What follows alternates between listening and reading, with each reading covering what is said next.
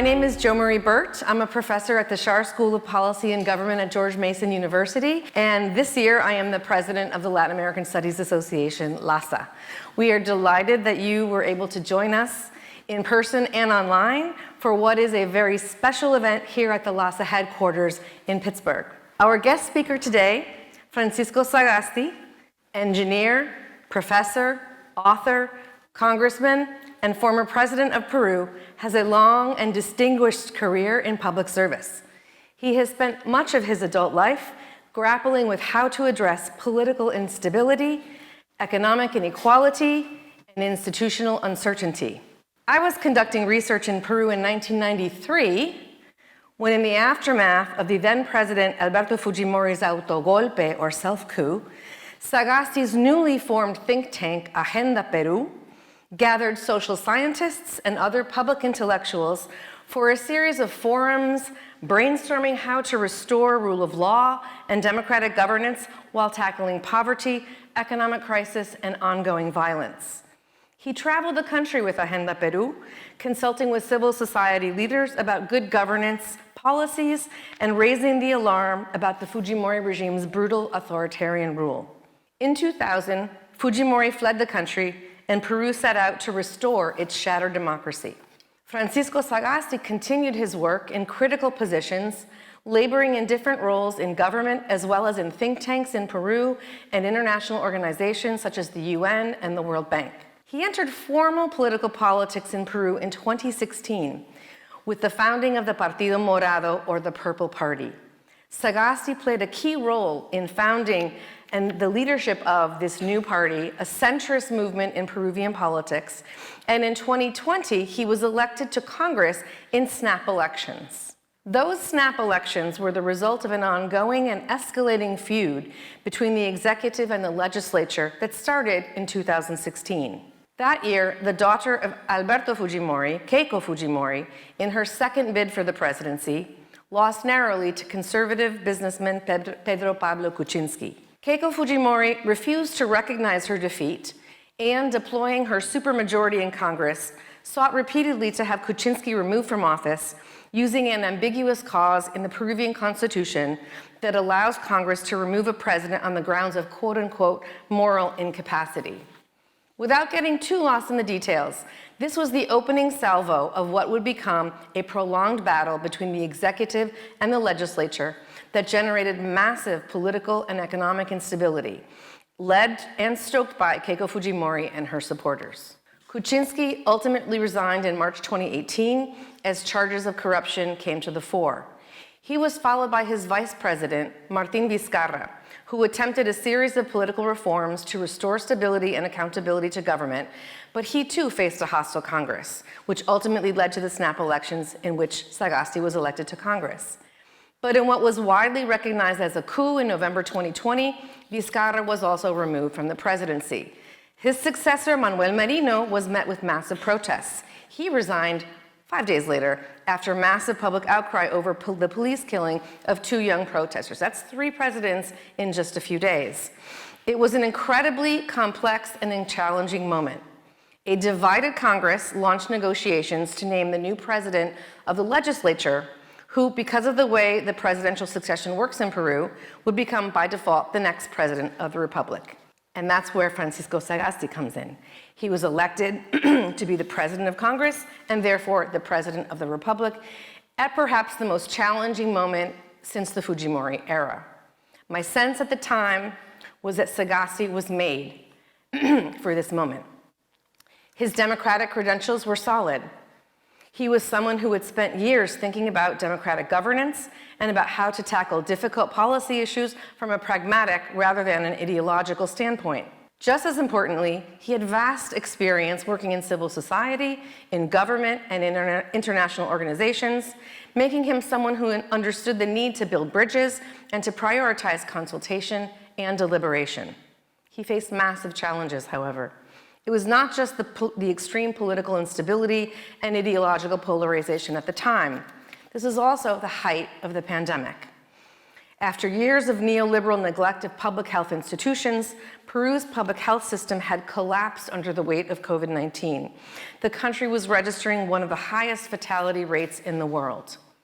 In addition, general elections were scheduled for just a few months later in April 2021, so he did not have a lot of time to make a difference. Yet make a difference he did.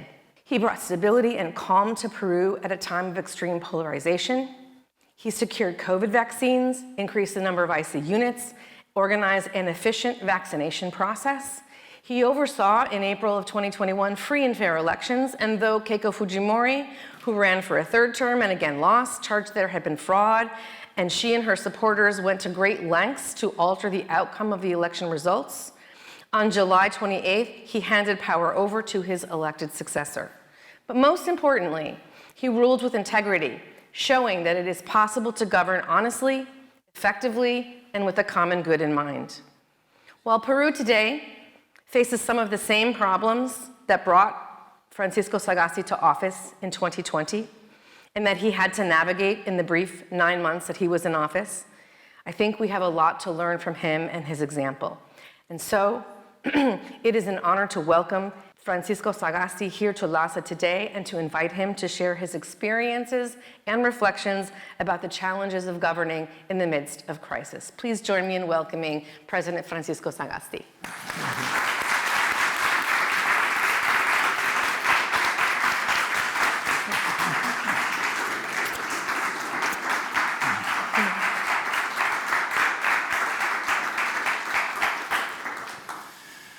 Well, thanks very much to the President of LASA for this wonderful introduction. And by the way, she already took care of about 10 minutes of my speech by describing the situation. So she will allow me to concentrate more on some of the difficult parts in there. I want to thank the LASA and the opportunity to share these ideas with you and your presence here, and those who are viewing this remotely through streaming. And what I would like to do is to just share a few general ideas, and then after that to really listen to your questions, to the comments that Jo Marie and that Maxwell are going to make, and then react to your own interests rather than that. The first thing that I should explain is that I have spent most of my life working in between research, intellectual, academic works, and policy-oriented works. I've been a member of many boards and so on, and I always was trying to put together ideas with something that had to do with policy and practice. So by the time I was elected President of Congress and President of the Republic by constitutional succession, I have had many years of thinking about how power and authority should be exercised without expecting that I will have to do it myself at some stage. So, as someone put it to me, well, you were certainly, your presidency was unexpected, but you were not unprepared. And that's a big difference in there. When one is making decisions, as I will emphasize later on in government, and many things depend on you, you don't have time to really analyze what are the factors I should take into consideration, how to think about this, what particular evidence, how can I think, you don't do that. You just simply are, especially in crisis time, making decision tras decision tras decision without the capacity to reflect on them on the spot. We don't have the luxury that many of us to deliberate about certain things that we do in our personal and professional lives. But I was very fortunate to be able to spend about a year with the support of two of my closest collaborators, looking back and trying to figure out not only what we did, but why. What were the sources of influence? How is it that we reach one or another decision in the time that we had to exercise political power and authority? The result has been a book that I just published in Spanish last year, which is Gobernar en tiempos de crisis, Governing at Crisis Time, Politics and Ideas in the Government in the transition and emergency government. And I put politics first and then ideas later, because it is a political situation we were involved in, and then we try to figure out how to bring some ideas in order to improve the political decision-making process and the exercise of power and authority. Let me first tell you the very general framework that I have come to, if you wish, to glean out from the experience and to elevate it at an abstract level, at the level of middle ground theories, as it was said before. First, what is governance? It's the art of governance, I'm calling that. And by the way, this is a variation on a very influential book that none of you knows, which is a book called The Art of Judgment, written in 1965 by Sir Geoffrey Vickers, who was a very wise man who really spent most of his life working for the British government. He was, for example, the instigator and one of the top leaders of the National Institute for Mental Health. And he talked about the art of judgments in making policy decisions. I have tried to take it a little bit higher up and to talk about the art of governance. Basically, this means defining the orientation for state and public sector interventions. By the way, this is exactly the same thing that you do in the corporate sector, in private industry, in civil society organizations, and lo and behold, even in your personal lives. You govern your own lives by defining the directions that you are going to go. At this moment, I'm going to refer only to the public sector, but if in the question you're interested in other aspects, I've been working on those as well. The first thing you have to do is to take an initial approach. The moment you see a situation, you tend to think, what is it? It is something that jars you, that tells you, I don't like what is going on, something must be done. And that is your initial approach. But you have to distinguish whether you are facing a circumstance, a problem, or a condition. A circumstance is something that you can basically solve relatively easy. Why? Because there are rules, there are regulations, everything established, and you can really, in a sense, deal with the situation relatively easily without too much problem. A problem without too much problem, that's exactly. A problem is something more complicated, more difficult. It usually involves many parties, different sources of influence, different sets of ideas, they are more complex. There are several causes, but at least you know that a solution can be found in a reasonable time. A condition is something completely different. A condition is a mess.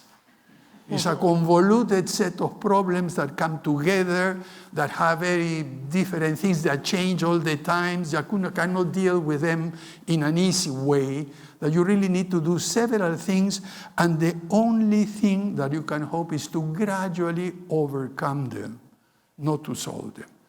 And it's very important when you are exercising power and authority to get a sense of what is it you are facing. You know, in colloquial terms, if you get a bruise or a cut, that's a circumstance. You know exactly what to do. You put some ointment, you put a Band-Aid, done. If you have a fever, wait a minute. What's the cause? It's an infection, it's a problem. Sorry, it's an infection, it's a stomach issue. It's you know, and depending on that, you have different solutions, quote unquote. But if you have diabetes or you have cancer, that's a condition. There is not one single bullet that will solve it in there. And you know the expression, to use a cannon to kill a fly, is when you treat a circumstance as if it were a condition. And the expression, to use a fly swatter to face a tiger, is that you use what you think you're facing a circumstance when you're facing a condition. This tells you how much energy, time, and effort do you put into a particular situation. But then the second thing that you have to do is to engage in what Sir Geoffrey Vickers called acts of appreciation. What do they involve? In my view, they involve putting together three different things. which I've called mindset, evidence, and character. Mindset is the repertoire of concepts with which you apprehend reality and the rules to manipulate and to relate them. The larger the stock of concepts and the ways of handling them, the finer the distinctions that you can make and the solutions or the responses that you can provide. You know, it's the old joke, if you have only one concept in your mind, the concept of a hammer, then the world is made exclusive of nails. But if you have a broader set of tools, you really can differentiate and see what needs to be done in what way. So mindset is a repertoire of concepts. How do you acquire that? Through learning, experience, advice, consulting, and so on and so forth. The second source is evidence. And evidence involves data, hard data, quantitative, we agree on the methods, and we all agree on what we are measuring, and information. Information about the situation, information about the intentions, the parties, the motivations, the objectives of others, and you put together, as part of your evidence, both the data and information.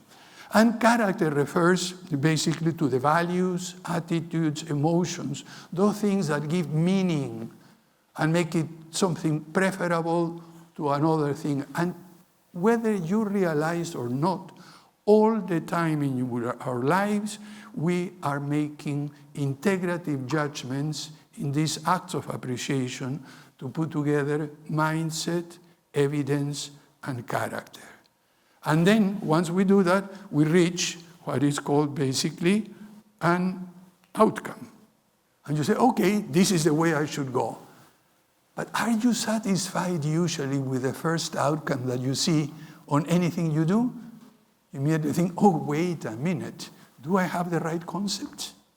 Have I considered all the evidence? Do I have all the data? Have I really explored the attitudes, the emotional reactions of others, the values of others?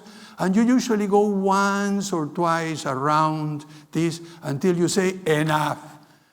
You know, let us reach closure. We have to make a final decision and set course. We all do this, and this is what you do when you are exercising power and authority in any particular setting. This is basically what is the art of governance.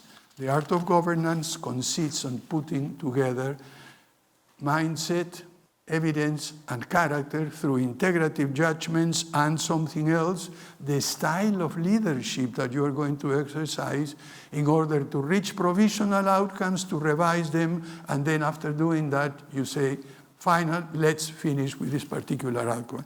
And a very simple graphical way of representing this is that, you know, the initial approach, you have mindset, character, evidence, and this in red is basically the integrative judgments and the leadership style that leads to the outcomes, and these are the sources of influence.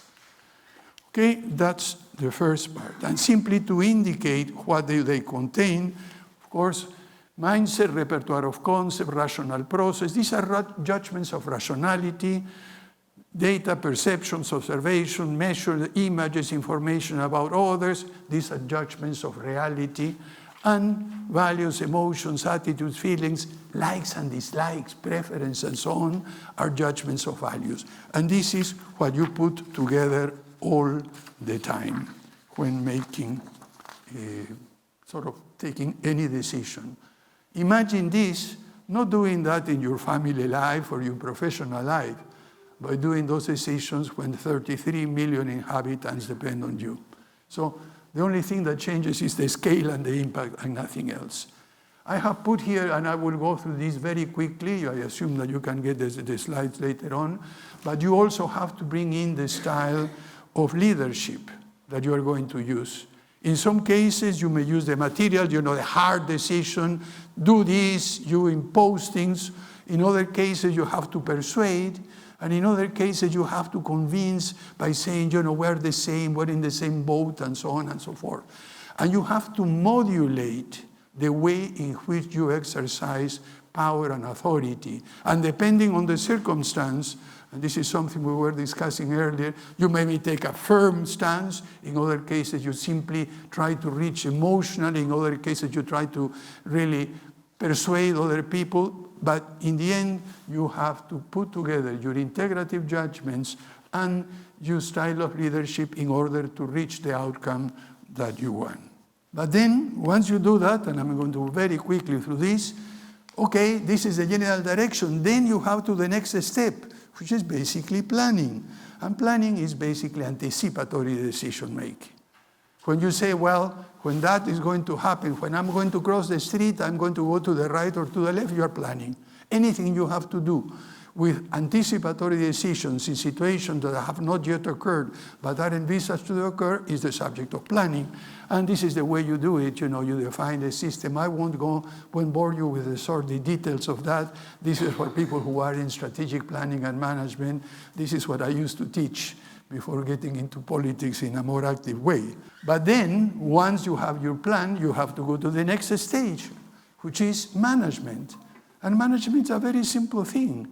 It's transforming anticipatory decisions into actual decisions as time passes.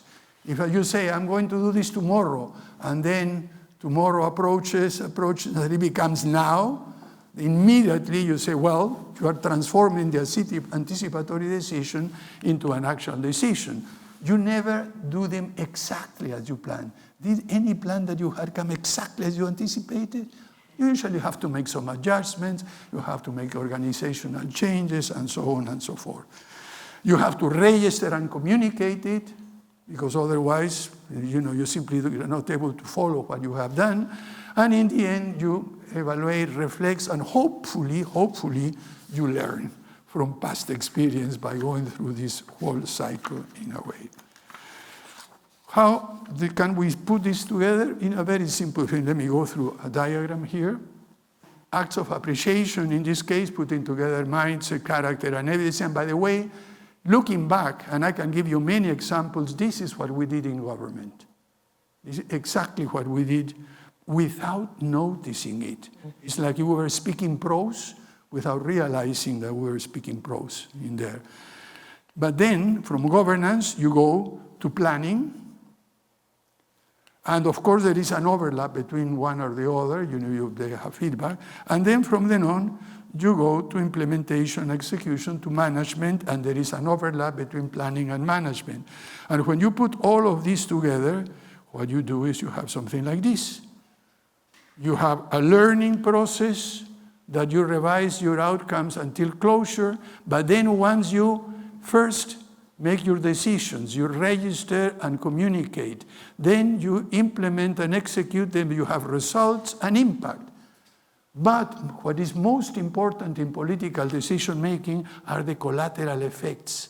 Those things that if you do something, then someone else is going to react in a certain way. And if you don't take that into consideration, you're dead. And then you also have to think second-order consequences, because a decision that you make now may narrow considerably the options for the future or widen the map. And under uncertainty, you want to have more options. The problem that I have seen with many politicians in many places is that they worry just about results and impact. And sometimes they do not take into consideration the collateral effects and second-order consequences and so on. How does all of this play in practice? In a very simple way. During the transition and emergency government, as Joe has explained, I came at the worst possible time that you can imagine in there. 3 presidents in 1 week, as she had described, and so I was the third one. And by the way, something that she didn't say, I had suggested that someone else to become president. All the heads of the caucuses in parliament agreed on that, but then in the plenary session they voted against it.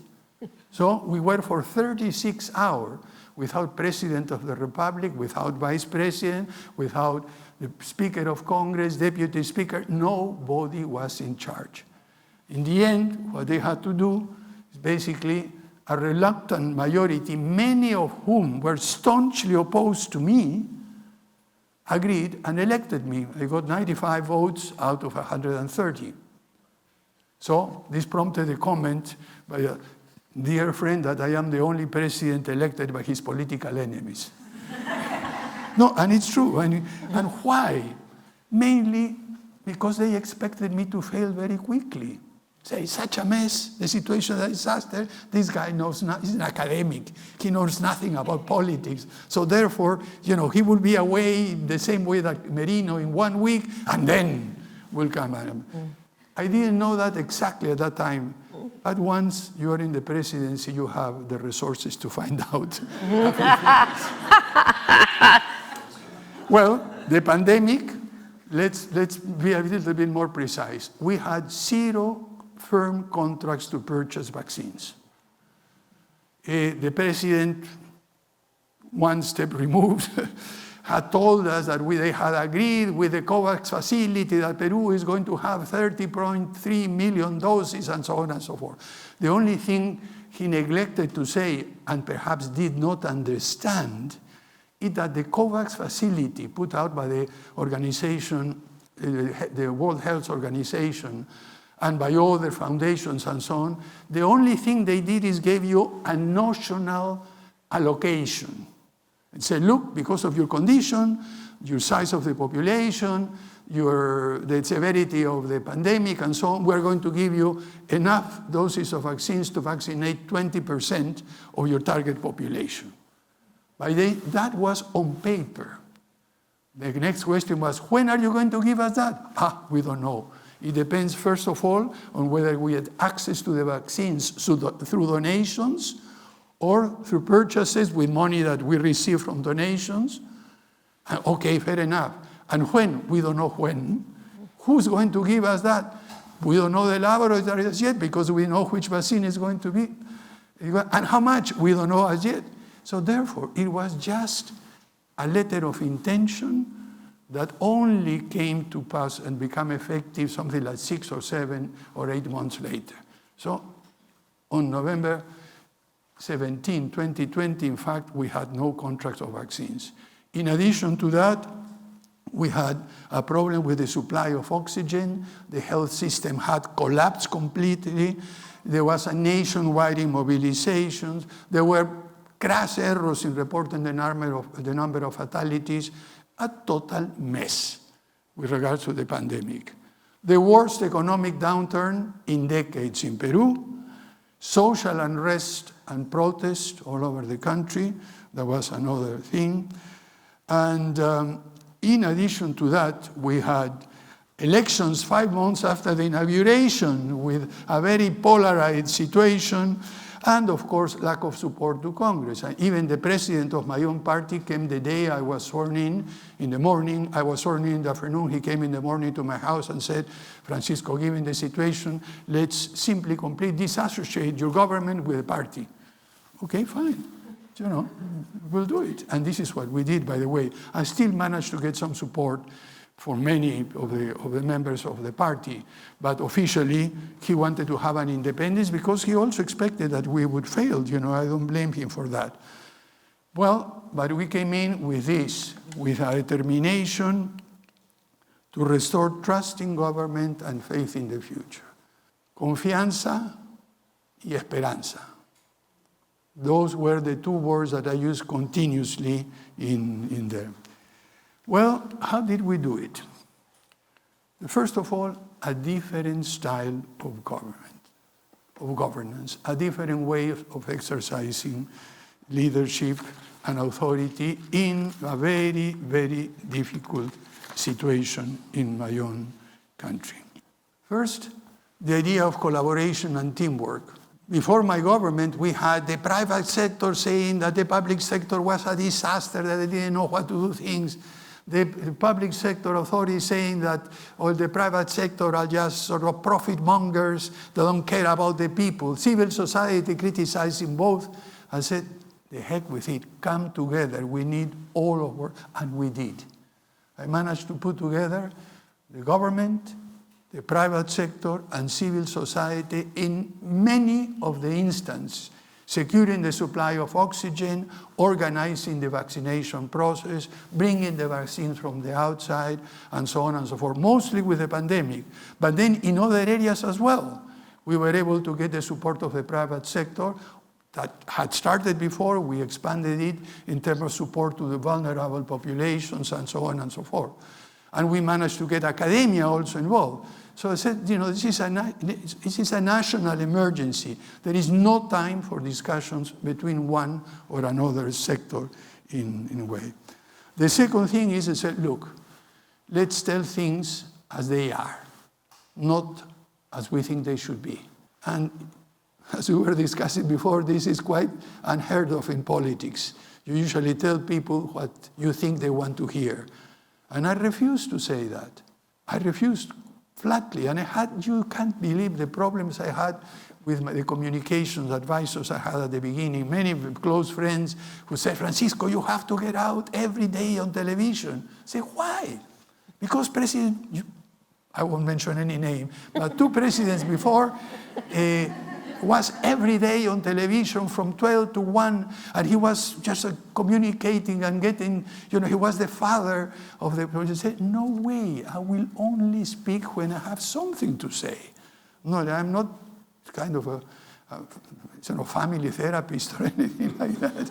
There is no way I can do that.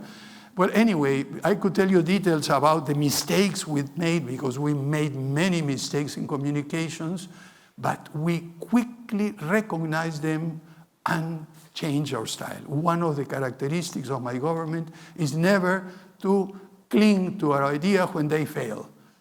Many people in government say, no, I can't go back. The heck with it. If it didn't work, we just went back, turned on a dime, and tried something different. So that was another of the difference in there. The other thing that I did was not promise what I could not deliver and to deliver what I promised. And this really created a lot of problems for me, because the general style of negotiations with the government was, you promise this, the other part knows you are not going to do it, but he listens to the promise, then announces the government has agreed to do this, we have won. That's all, everybody applauds. They know it cannot be done.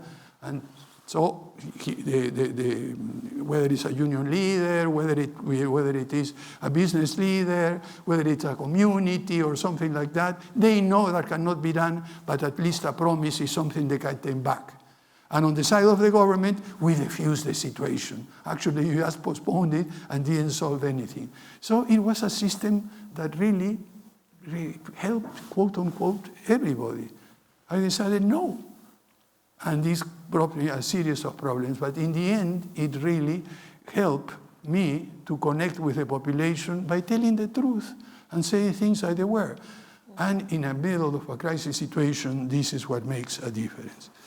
Well, let me tell you briefly. In the pandemic was a problem, a very difficult problem. But securing the vaccines, we were negotiating with 9 laboratories at the same time. Our mindset was to learn as much as we can, not only me, but all the members of the government team, as much about vaccines, their characteristics, the trials, the clinical trials, the ways of manufacturing them, the contractual conditions. So we knew, frankly, much more than many other governments knew. Why? Because we made a determined effort to read continuously all the time, to be up to date. I used to spend a lot of time talking with friends who know about vaccines and at the international level. My Minister of Health was all the time canvassing all the... So every morning and every Sunday, we had a meeting of the Minister of Health, the Minister of Foreign Affairs, the Minister of Economics, the Prime Minister and myself. Sundays from 12 to 1. To see the state of the negotiations. Decisions were made there, were implemented on on Monday, decisions on Sunday, on Monday. On Wednesday, when we had a Council of Ministers, we could see what was the result, because things would move very, very quickly in that. So we really changed completely, and our mindset was one based on that. The evidence, we gathered a lot of information, and the character was a very simple one. in this sense. Simply say, save as many lives as we can. But not only that, organize a vaccination process free. Nobody should pay for a vaccine, and equitably. There is no privilege. This created a problem with some of my close friends even, who were in the private sector. I need my workers to be vaccinated first. I said, no. Oh, we need this and that. What we did is we set up an ethics committee that gave a sequence of vaccinations according to the arrival of the vaccines. And we didn't use the word priority. Why? Because every Peruvian is a priority. Everyone. What we organized was the sequence of vaccination according to the degree of vulnerability. And we stuck that to the very end in the process. That was the value, if you wish, the character. I could elaborate on that, but there were many things that allowed us to be rather successful in persuading the population this is what we needed to do. The general elections, in spite of all the difficulty, was a circumstance. Why? Because their rules are well established. The Constitution, the date of the elections, the electoral process. The Constitution says in Article 181 that the decisions made by the Electoral Board are finally and cannot be revised by anybody. Article 118, the item 10 says the president, the functions of the president, to obey and make that obey that the decisions of the Electoral Board is obeyed. So I had, it was easy. I didn't have anything to do except to react really very strongly when there were accusations of fraud and so on and so forth, and that they called for coup d'etat. Some retired officers wrote a letter saying that, it's impossible, that there must have been fraud because someone from the extreme left could never win an election in Peru and the army should intervene. The very next day at noon, the Minister of Defense, a dear friend, a woman, the first woman Minister of Defense of Peru, and the Prime Minister and me really condemned and asked the prosecutor's office to begin an investigation to those who had signed that letter instigating rebellion. In that sense, you had to be absolutely firm, but it was a circumstance. I didn't sweat anything. I didn't have to worry about that. But then, conflict control and containment, it was a condition. Why? Because conflicts had a long historical root. We could not solve them. It was extremely difficult to deal with them in a clear and sensible manner. We had the agricultural worker strike in which 3 people were killed when 2 policemen disobeyed explicit orders to use firearms. What is worse, they used their personal firearms in that. What did I do the following day? As soon as we got the news from it, put them at the disposal of the judiciary, confiscate their arms, and detain them immediately because they had disobeyed explicit orders to do that. But we had to deal with that conflict in an imperfect way. Why? Because we couldn't intervene directly. It was a conflict between private corporations and workers in the private sector. And the Constitution does not allow us to intervene directly and to set the terms of negotiation, whether it is for salary or whatever it is. So we had to stay behind. And what we did is basically provide support to Congress to pass a law that didn't satisfy one extreme or the other, neither the owners of agricultural land for export, nor the workers, but it was a satisfactory middle solution, which, by the way, has been repealed about a week ago, and is going to create conflict again, instead of maintaining that particular situation. Transport lockout, that was very simple because there were some rules that we could deal with the government, so we transformed a condition into a problem and basically dealt with it. And land grabbing invasions in Peru, the method in order to obtain land is basically to invade it. In this case, it was public land plus private land. And there were about 3,000 people in a. Anyway, we solved that relatively quickly, even though we transformed a condition into a problem. by using, if you want, I can go into the details, but we had to use really quite sophisticated methods and really police intelligence and ways of interacting that we managed to solve it without any fatalities or people injured as a result of dislodging them from the land they had invaded. Now, economic situation, I won't go into that, both a condition and a problem, but what was the result of all of this? I started my term with about 32% approval rating. In spite of the crisis, 8 months and 11 days later, I ended with 58, close to 60. As the song, you remember The Sound of Music? Somewhere in my youth or childhood, I must have done something good. I guess that the team, because it wasn't me alone, it was the possibility of having the best possible team of governments, of government officials, and so on, and be able to pull together the private sector to come and work together with us. It was a very different style of governance than the antagonism we had seen, promises that they knew that couldn't be fulfilled but were made in order to acquire, and so on. Now, I had some, if you wish, some factors that were in my favor. The first one, it was a short time. And because if I had governed 5 years, it would have been much more difficult. Second, the priorities were clearly defined. When you're in a pandemic, you have to deal with a pandemic. When you have an economic crisis, you have to deal with economic crisis, and so on and so forth. So we really didn't have to think a great deal, and expectations, frankly, were very low, because nobody thought that we could deal with it in there. In the end, we ended up with 78.6 million doses of vaccines in less than 5 months of negotiation with 3 and then 4 laboratories, enough to vaccinate 3 times over the target population. We had a very fast economic recovery. We broke the record in public investment, and we dealt with a host of little problems in a more or less reasonable way. And that was due primarily to the dedication, the effort of an outstanding team of ministers and public officials that we were able to mobilize. We didn't change the mid-level officials. We kept them. Because people say, oh, what can you do with the public sector? It's a disaster, nobody works.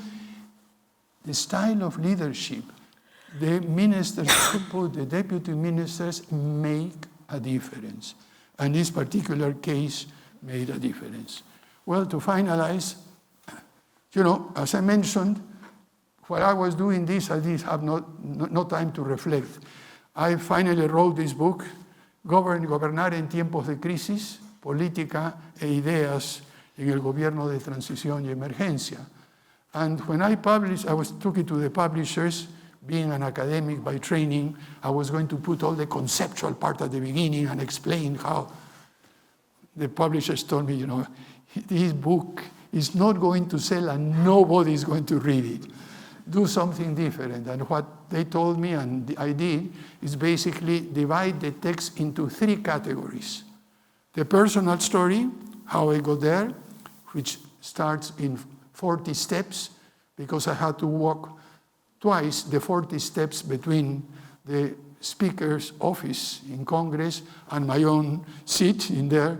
The first one to propose Rocío Silva Santisteban as president, and the second one to be sworn in as president 2 days later. And the last one is called 4 blocks, because were the 4 blocks I had to walk between the presidential palace and Congress in order to be able to turn the sash and leave, except that they didn't allow me to get into Congress. So I had to take the presidential sash, fold it, and leave it with an usher and say, you take it inside. And these are some of the things that happen in countries like mine. So we were able to reflect on that. The main thing that we found, it is possible to govern well. We are not destined to be badly governed. At least people ask me, what was the most important thing you did in your government? Look, it's not the vaccines. It's not. To me, it was simply to show the possibility of good governance, that the art of governance can be performed well. We tried to do that in the transition, and now Peru faces political uncertainty and many challenges to restore democratic and effective governance. But, as I told before, we have surmounted difficulties in the past, even worse ones during the terrorist years, during the military government, and during the corrupt government during the 1990s. So even though it seems extremely difficult a problem, I have the confidence that we'll be able to surmount this once again. Well, let me stop there, get your comments, and then any questions that you may have. Thank you very much.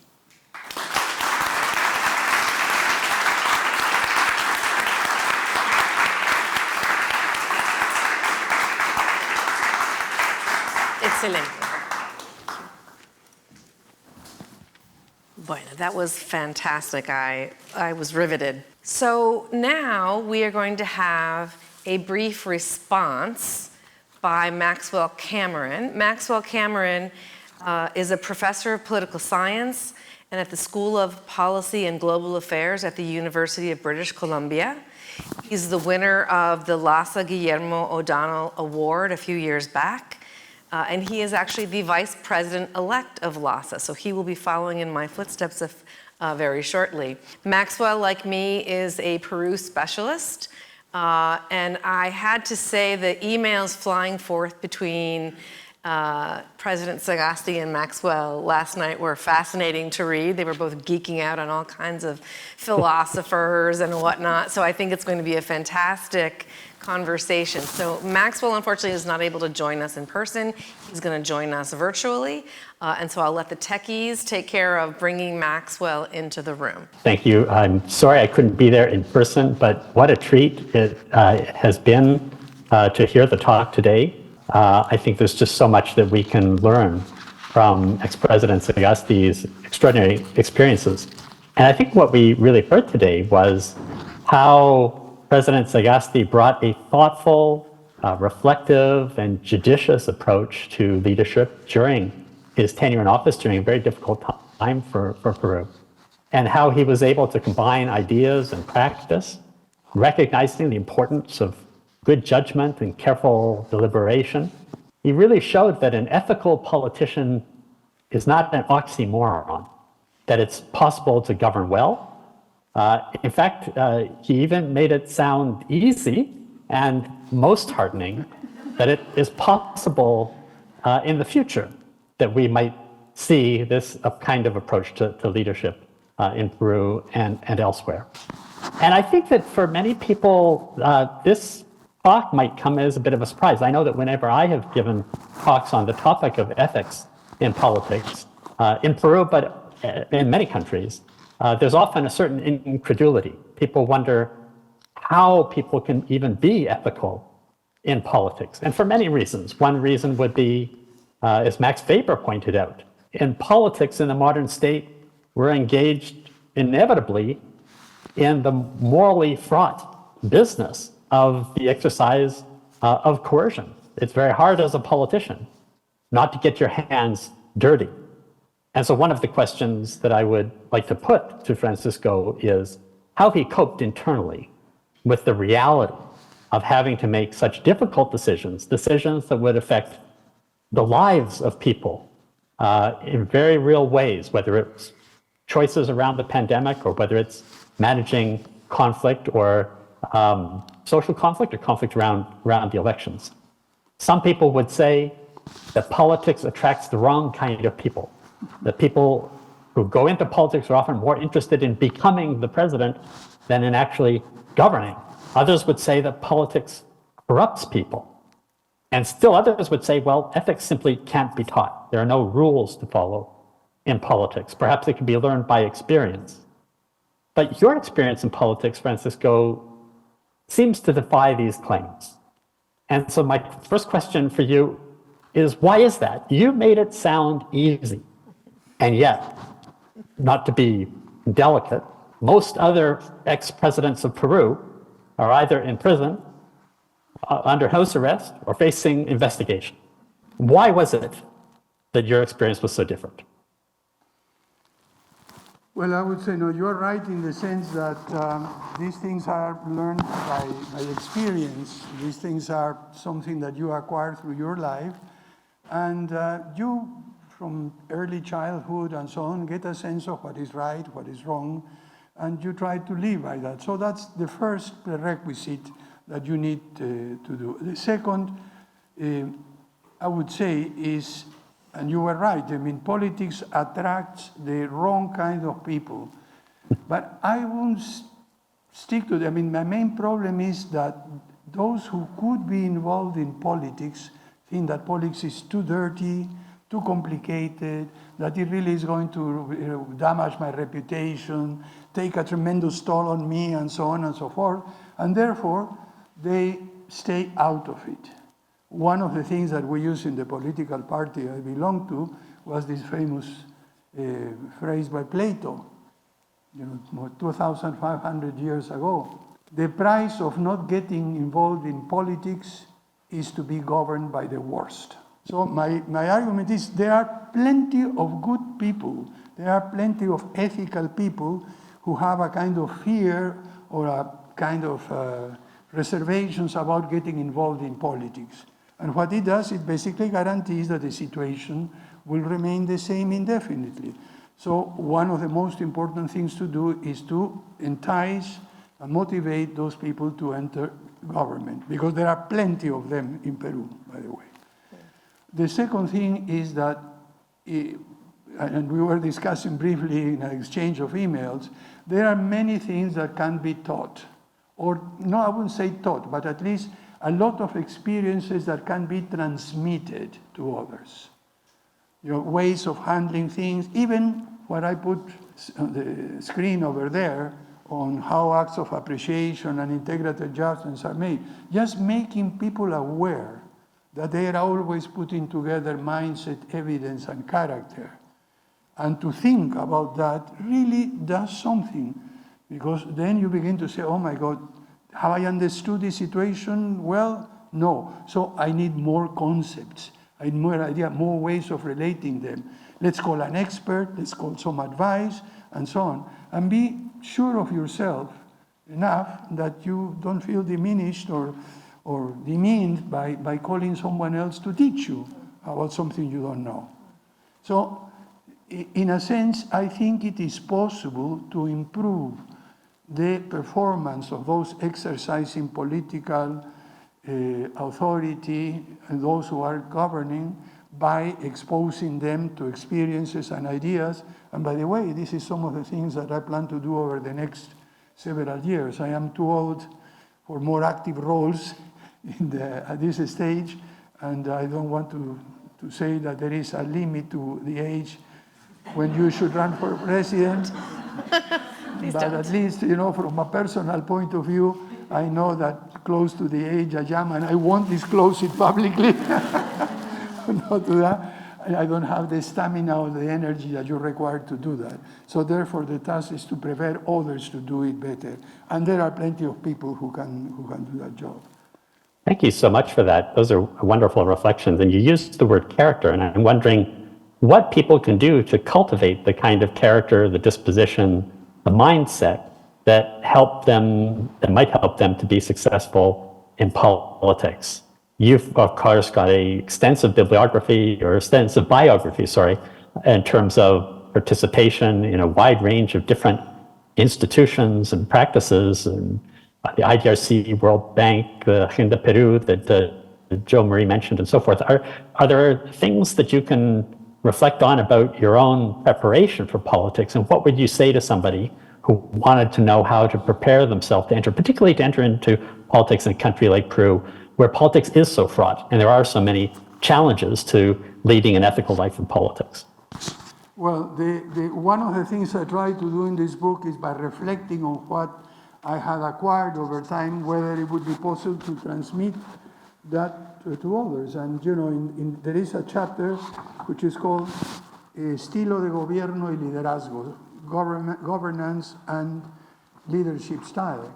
And I try to go through some of the characteristics that at least helped us and which I think may help others. And for example, is to be adamant with respect in terms of your exercise of leadership, to respect the principle of authority, never let your authority be challenged. Some people are sometimes just being pushed one way or the other. The authority is there, and that you should really fulfill all the laws, and especially the Constitution. The second thing that you say is that, and we were discussing that before, during an interview, they were asking me, there are some leaders that prefer to postpone decisions rather than take them because they don't have enough information, and they sort of dilly-dally and so on. I said, the heck with it. You take a decision when you have to take it with the information that you have, and you face the consequences. If you made a mistake, you correct it very quickly. Accept it. I mean, there are many leaders that feel, no, if I accept I made a mistake, I will be weak. Wrong. I think that you say, okay, I really messed up this decision, but I'm going to change it very quickly. And I did that in several occasions. But immediately I got my advisors and we discussed it and say, look, this was a disaster. Now, how do we get out of it as quickly as possible? And we did. So that's another thing, is learn to admit your own mistakes and so on. And there is another aspect. People think that being president or being at the highest level is giving orders and being exposed and being sort of played deference towards and so on. No, it's a very hard job. It is extremely complicated.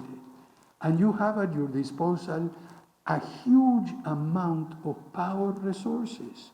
And one of the things that I was really surprised is how many people in position of authority, whether it's president or CEO of a corporation, don't realize the whole spectrum of means through which you exercise power and authority, all the way from just giving orders to persuasion, different styles of leadership, to appointing people, and so on. I have a whole list designating authorities, negotiation, coordination, agreement, communication, delegation. There are many ways, if you understand and use them and try to use the style and the way of exercising power and authority appropriate to the situation.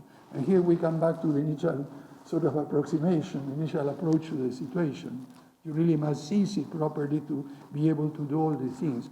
But in the book that we wrote, together with my colleagues and after talking to a lot of people, we asked them questions. How do you view us doing that? And they told us things that we have put in the book.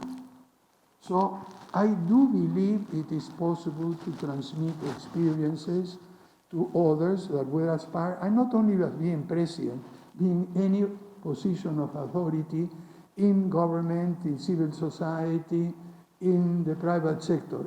I hesitate to say academia, because academia is much more complex and worse than any other place to make decisions in there. So,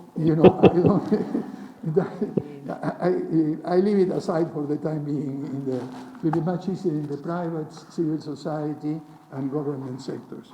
And then there are many other things, but one which I sort of emphasize all the time.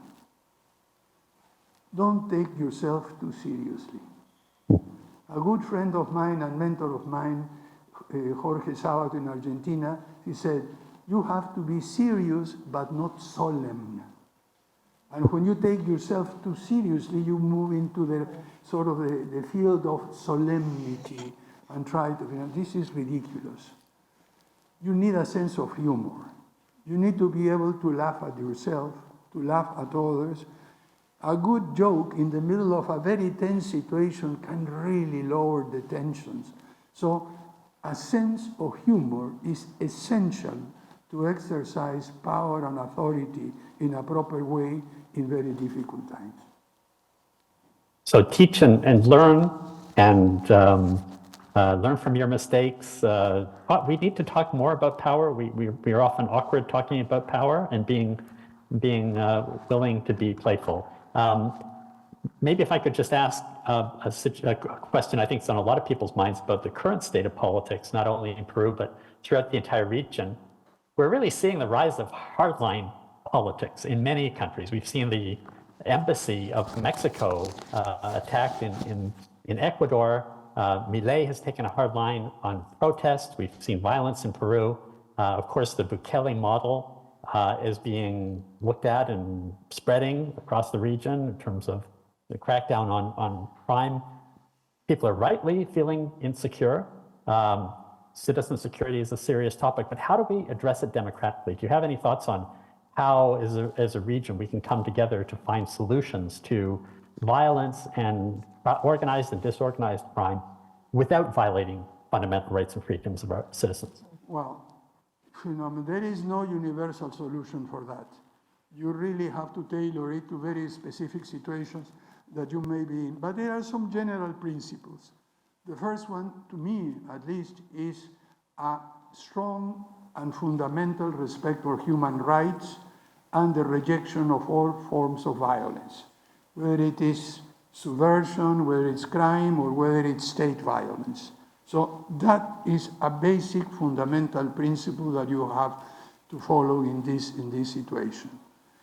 The second thing is that we are seeing now a complete polarization.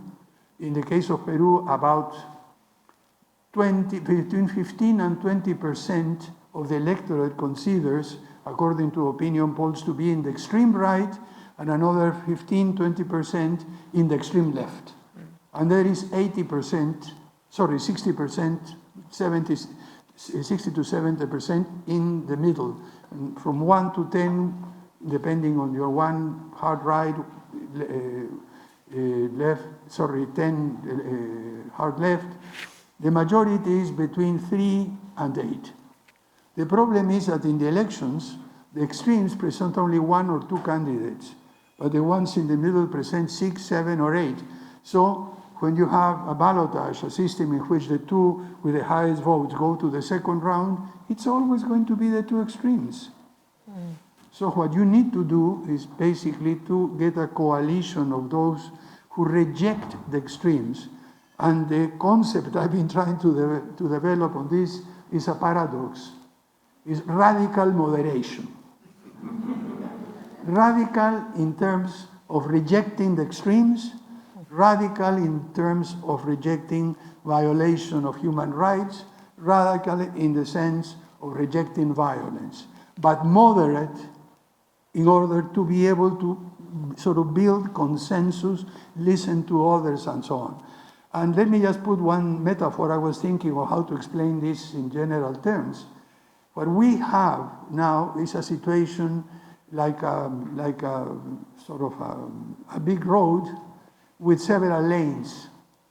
And you are in the middle lane you are in the middle road, in the highway, going in that direction with 3 lanes, and there are one highway coming from the right, another one coming from the left in there.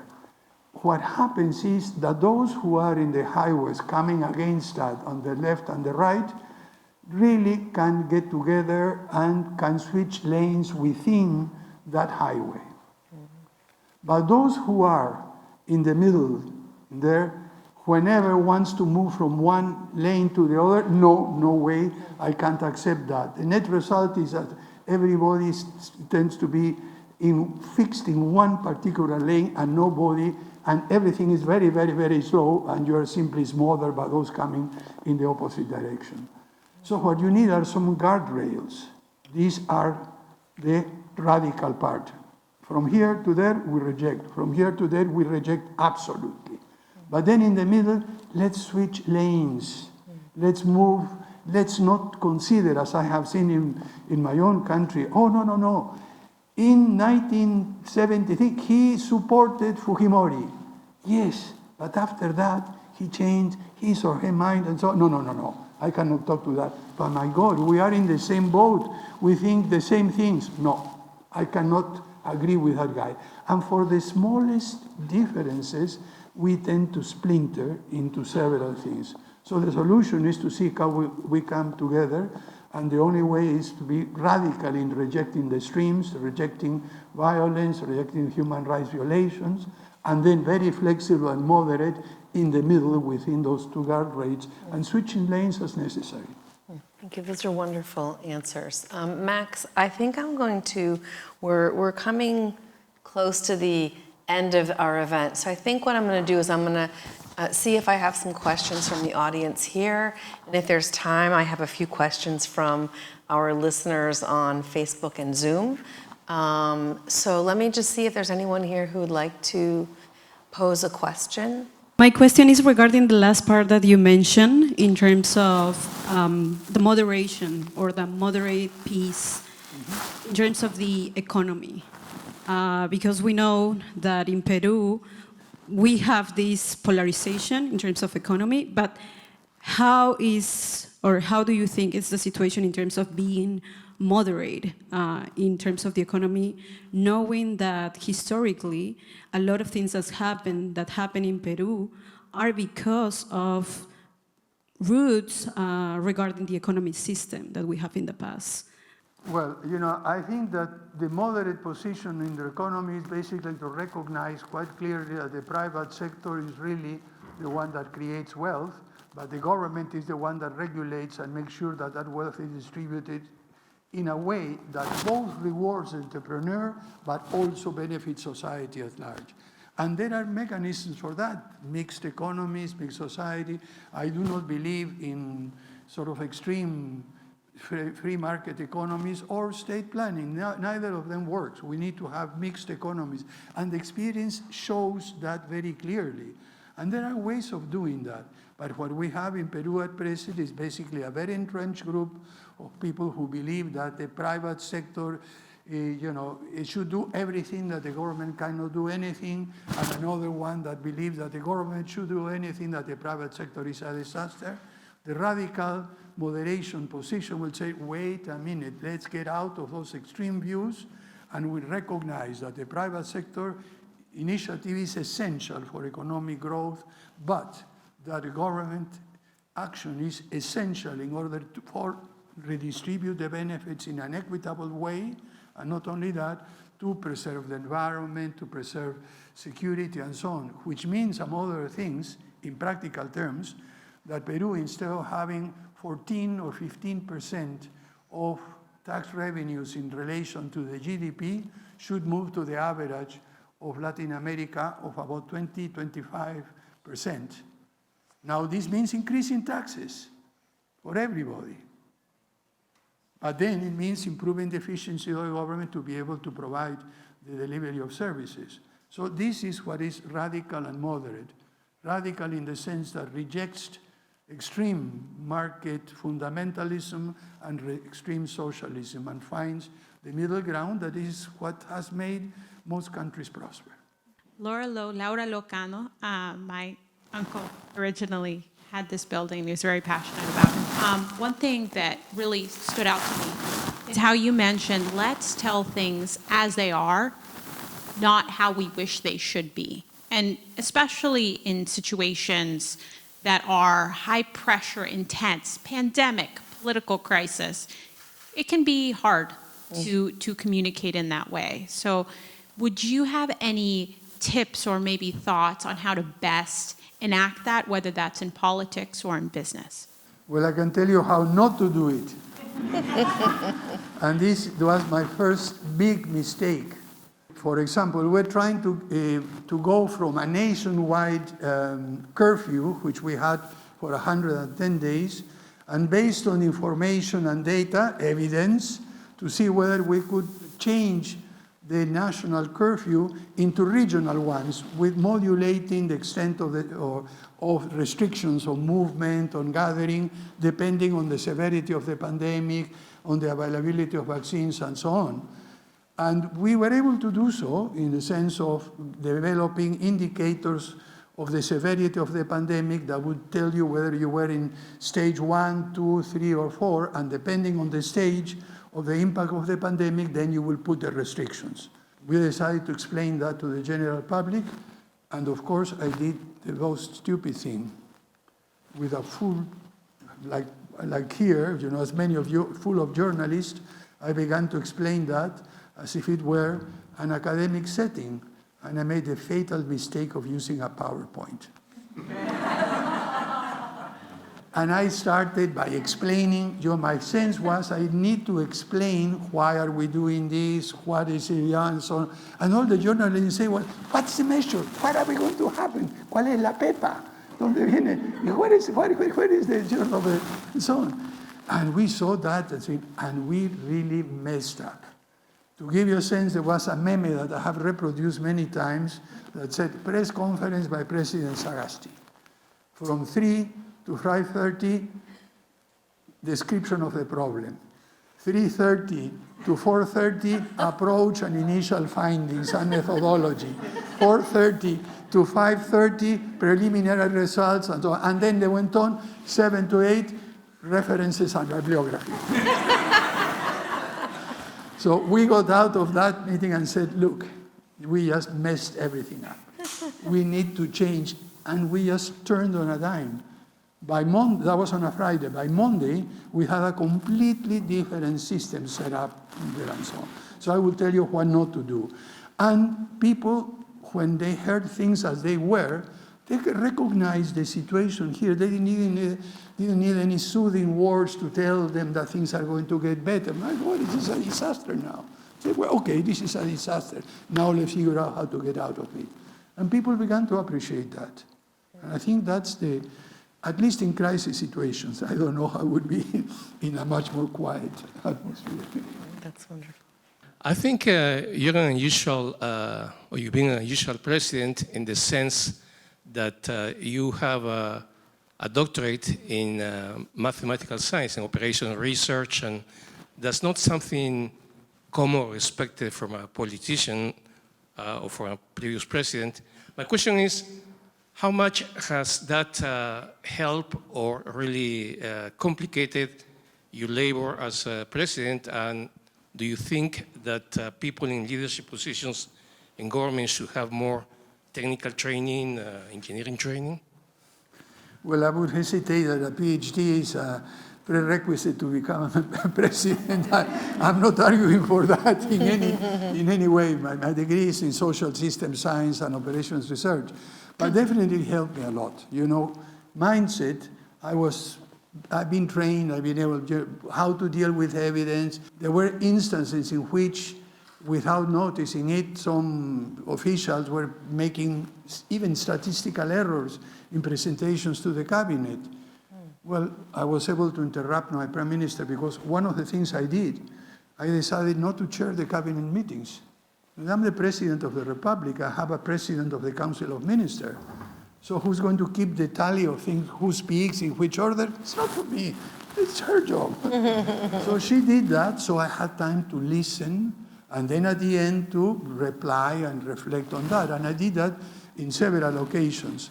But in more than once, because of this training, I was able to point out some mistakes that they had made, which really made government officials very, very sort of, I wouldn't say afraid, but very careful. It really reached, well, you're going to laugh at this because normally when a president chairs the Council of Ministers, they usually get a 250-page policy on urban development.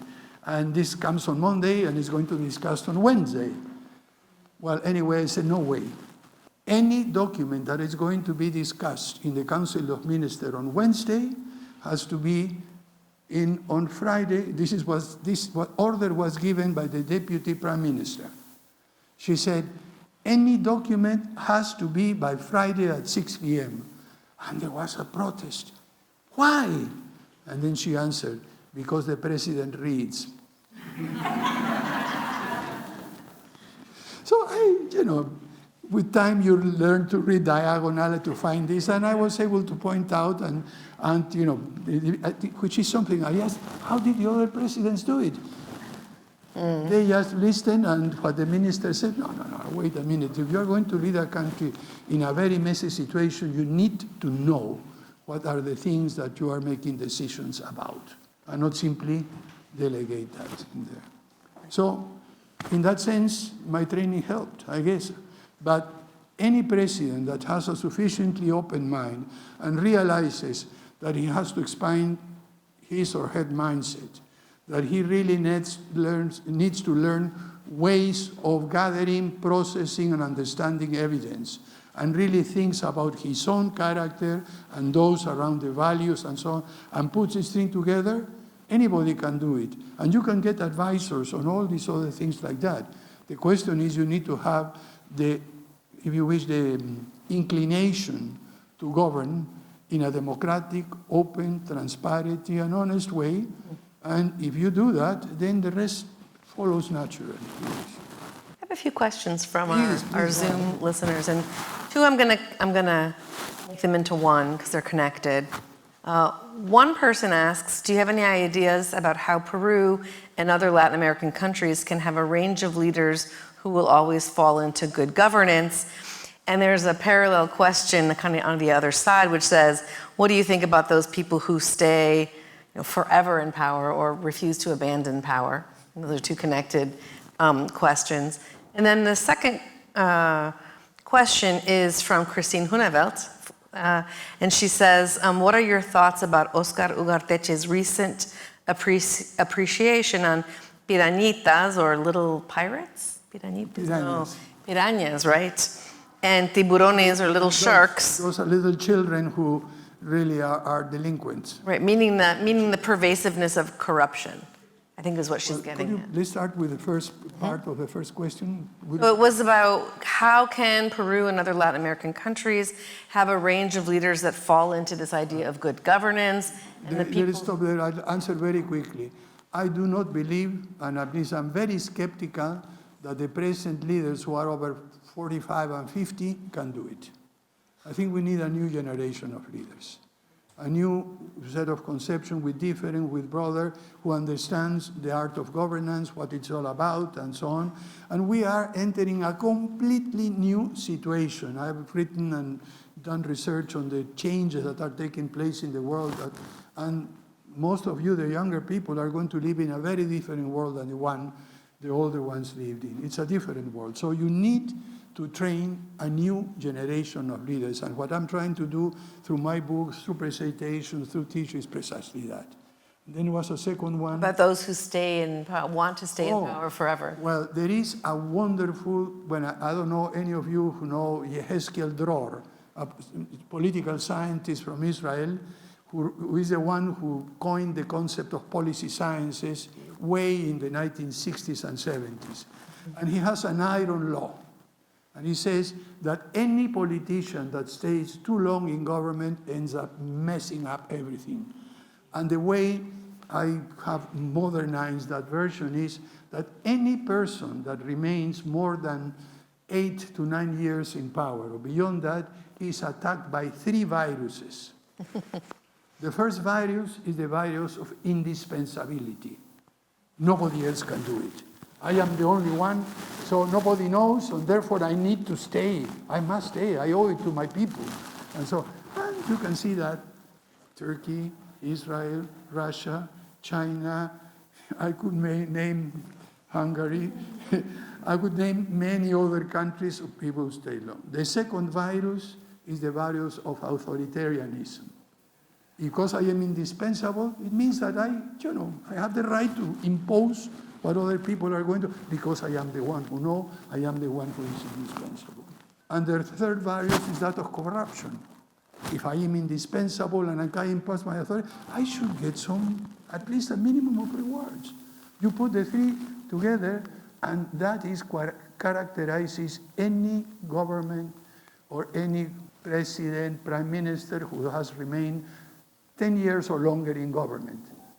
This is an iron law, and Dror was the first one to formulate it. So democracy and term limits are essential. Mm-hmm.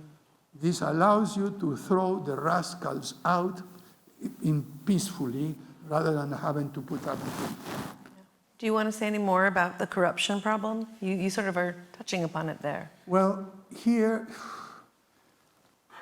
let me tell you, I don't know how to correct that, because this is a multifaceted problem that has cultural. In the case of Latin America, we have long historical roots. The kings sent the viceroys to Latin America saying, well, you take care of Peru, you take care of Viceroy de la Plata, and so on. I said, okay, am I going to get some resources? We're not going to send you any money from Spain. You make sure that you get the resources in order to support yourself and do what you have to do. What did they do? Well, they began to sell appointments and so on. So this is a long tradition that you are named to a position and you use that position through graft and commissions and some other things and bribes, etc., get what needed for you and to fulfill the government functions. So we have long historical roots. The ways, I wouldn't say just corruption, but I have found only 3 ways of changing values in a society. The first one, of course, is through education. And this starts all the way down from childhood. And I could go on and on, but you know that. The second one is by communication. And the means of communication disseminate values, disseminate attitudes, and so on and so forth. And the third one is example. People tend to imitate those who they consider successful. Now, if most of your presidents are in jail or accused with corruption, and that's, Hannah Arendt, and most of the other people have pointed out that people tend to imitate those in positions of power. So if he's a crook, then, we need to be, all of us, that's the right thing to do. But if you put a person that is honest, that may slowly begin to change the situation. So I do believe that those leaders who have done a clean government have the responsibility of trying to transmit through various means and to either teach, to instruct, to advise, and to provide an example of what could be done in a sensible manner. There's one last question I think I want to ask you. Yeah. This is from Alicia del Águila. And her question, I'm going to translate it, is how can we build national consensus in Peru in a context of democratic regression and deinstitutionalization promoted in good part by politicians themselves? Throw the rascals out. And do that through peaceful means, through elections in there. I think that the situation we have in Peru, we have been governed during the last 3 years by the 2 parties that went into the runoff. The first year and a half, we had Peru Libre with a very incompetent and corrupt leadership. And in the second part, we had the vice president of the first leader governing the countries, but really, basically, the ones who are running the show are in parliament, and because the most cohesive group is Fuerza Social, the largest and most cohesive group, they are the ones who are calling the shots. So they are indirectly governing. So we have been governed at present by those 2 from the 2 extremes that I mentioned earlier, who passed through the run, were present in the runoff election. What is it that we need to do to make sure that in the second round of elections in the runoff, we get at least someone that represents the radical moderation attitude? And that can be done. It's not easy, but I think that's the only way, because without a different parliament, without different leadership, we're likely to keep on sinking further into the mud, except that in Peru, we always manage to get out eventually. A little bit of hope, Yeah. right, for the future. I want to thank you for coming to Pittsburgh today, for joining us here at LASA, for sharing your experiences, your reflections. It was very profound. And honestly, in a place like Peru, where I think sometimes we do feel very hopeless, it's encouraging to hear your ideas about how we can govern a country like Peru in ways that are based on integrity and honesty and hope for the future. So thank you for coming. And I would like to let you know that we are making you an honorary member of LASA. Thank you. So we hope you will join us at future events and congresses. And I want to thank all of you here today for coming, for joining us. Those of you online, also thank you for coming. Maxwell, thank you so much for participating and your wonderful questions and reflections. So thanks everybody, and have a lovely evening. Thank you. Thank you very much. Thank you. Such a pleasure. Wonderful.